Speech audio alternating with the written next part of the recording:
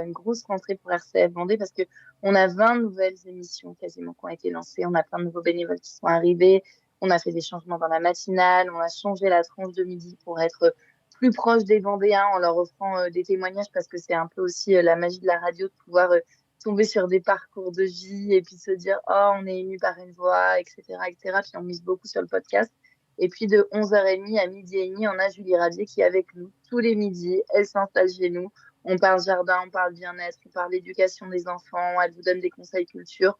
L'info est bien évidemment présente le matin dans la matinale.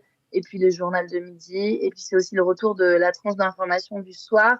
Le journal de 18h30 revient. Et puis le lundi, on parle sport. Le jeudi et le mardi, on parle actu. Le mercredi, c'est culture. Et puis quand même, on est une radio chrétienne, donc le vendredi, c'est réservé à l'actualité chrétienne de notre département.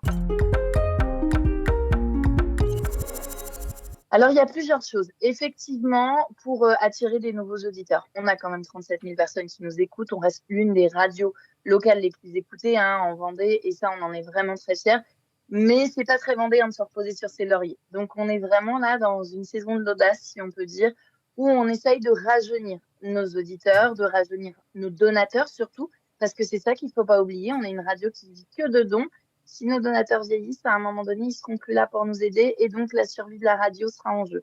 Donc, on essaye de leur apporter un petit peu plus de Vendée encore parce que c'est ça notre spécificité. On n'est pas la seule radio locale en Vendée, mais en tout cas, on est la seule à proposer 4h30 de contenus qui sont purement vendéens, que ce soit de la solidarité, que ce soit pour en connaître sur le patrimoine, que ce soit pour découvrir les églises d'à côté ou alors pour découvrir les spectacles qui se passent près de chez nous. On sait que là aussi, la Vendée bouillonne de culture.